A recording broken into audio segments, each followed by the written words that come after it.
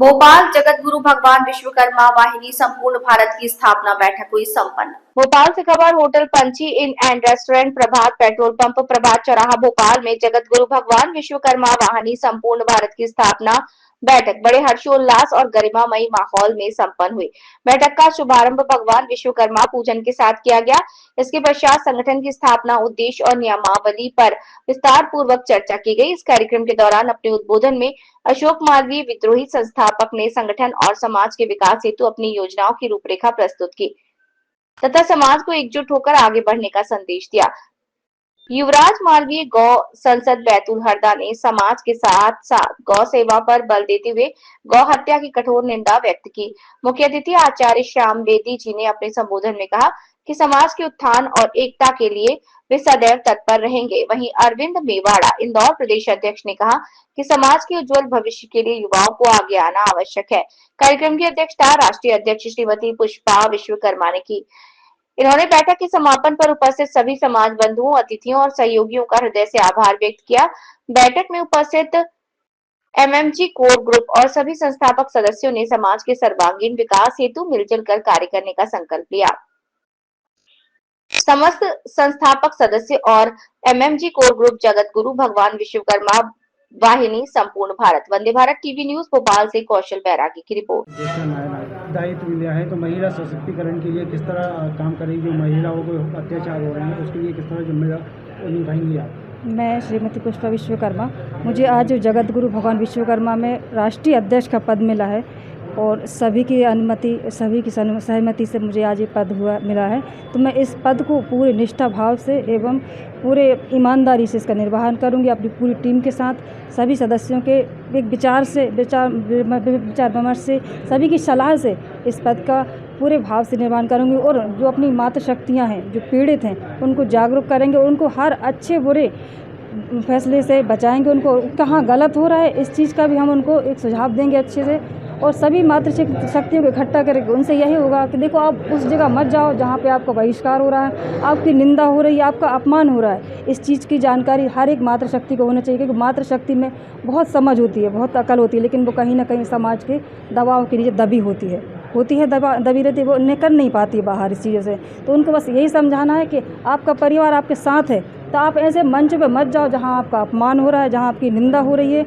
आप हमारे साथ आइए।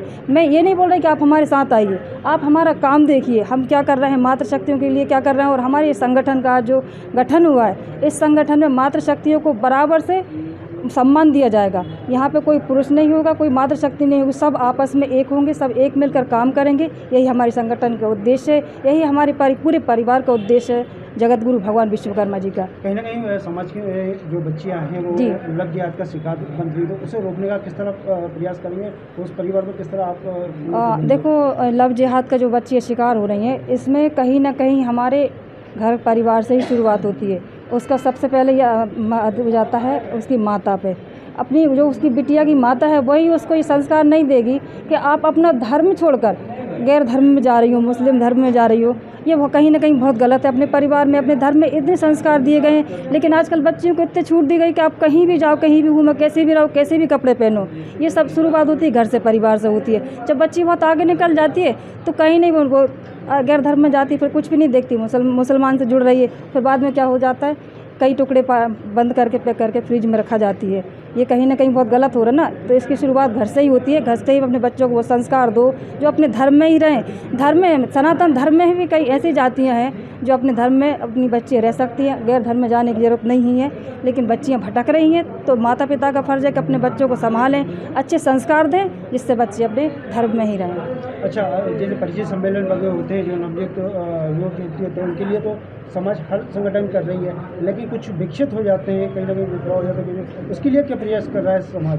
विधवाओं के लिए कैसे, उसके लिए भी करेंगे हम लोग। बहुत जल्दी इसकी शुरुआत करेंगे और आपको इसकी सूचना दे दी जाएगी। जी।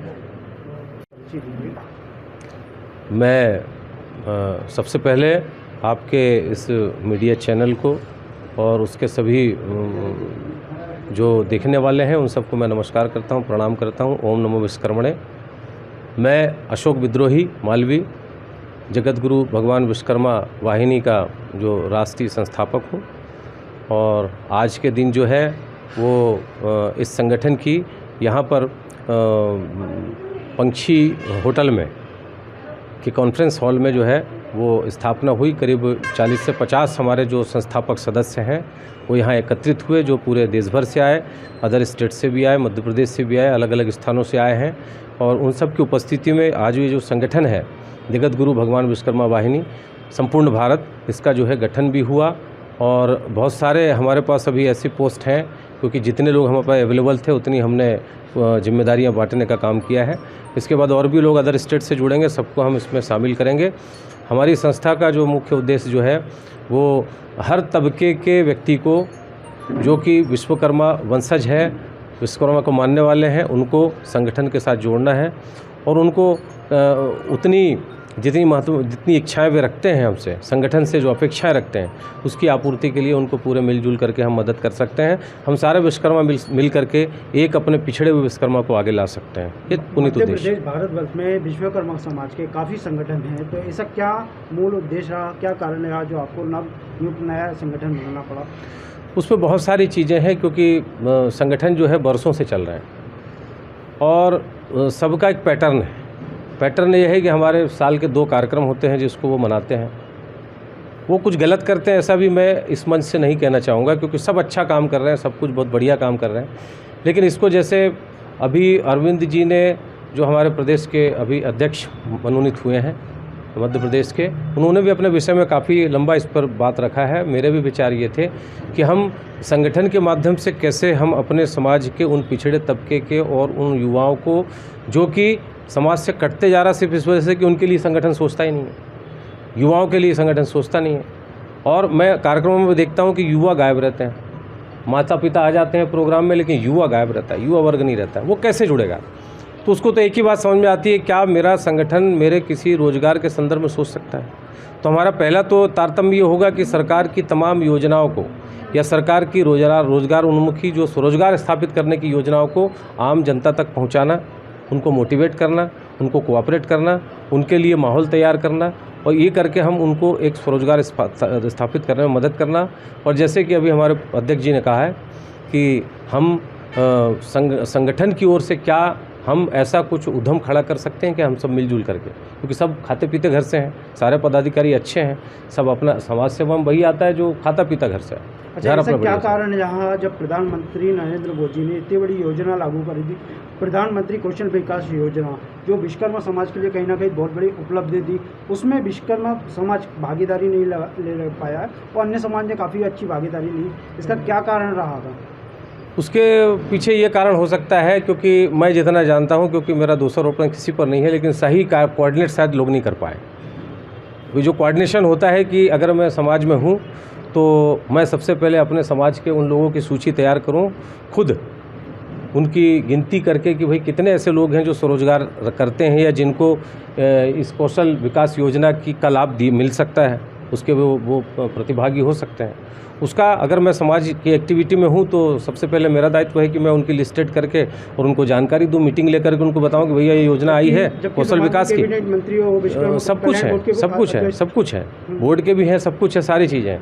लेकिन कहीं ना कहीं हम इसको आम हमारे उस तबके के उस छोटे से गांव तक रहने वाले उस कारपेंटर या उस लोहार या उस हमारे जो शिल्पी है उस तक पहुंचाने में असफल रहे हैं। इसमें सिर्फ सरकार का एक तरफा दायित्व नहीं है, इसमें हम लोग का भी दायित्व है कि हम अपने लोगों तक कैसे उनको आगे लाएं, उनको मोटिवेट करें, उनकी कार्यशालाएं बुलाएं, सरकार के लोगों को ला करके हम भोपाल में, चाहे इंदौर में, चाहे महानगरों में, चाहे गांव में, हम क्या जिले में जा करके कर सकते हैं क्या?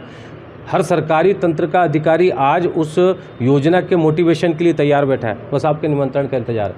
वो तो करते ही हैं, सरकार का जो जितना उनके जो कार्यक्रम आते हैं उस कार्यक्रम को तो करते ही हों, लेकिन हमारा भी दायित्व है कि हम उसको आगे से आगे लेकर के जाएं। आज की बैठक में आज इस स्थापना में लगभग कितने पदाधिकारी आपने नियुक्त किए हैं? इसमें लगभग हमने टोटल 21 की कार्यकारिणी रखी है अभी वर्तमान में।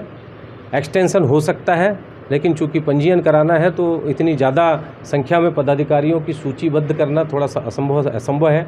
लेकिन इसको हम रजिस्टर कराने के बाद हमें 3 महीने लगेगा। उसके बाद रजिस्टर कराने के बाद इस संगठन को हम इसमें विस्तार करेंगे और पूरे देश भर को इसमें जोड़ने की योजना बनाएंगे, जिसमें सिर्फ मध्य प्रदेश नहीं बल्कि यूपी हो, बिहार हो, गुजरात हो, और अन्य भी महाराष्ट्र हो, अन्य सभी प्रदेशों को, हिमाचल, तमाम प्रदेशों को हम जोड़ने का काम करेंगे। सब जगह आवश्यकता है ऐसे संगठन की जो युवाओं के लिए, चाहे प्रौढ़ों के लिए, चाहे निराश्रित परित्यक्ता लोगों के लिए, चाहे वो महिलाओं के लिए, अगर कोई काम करने वाला संगठन है उसकी आवश्यकता सभी समाज को, हमारे समाज को भी।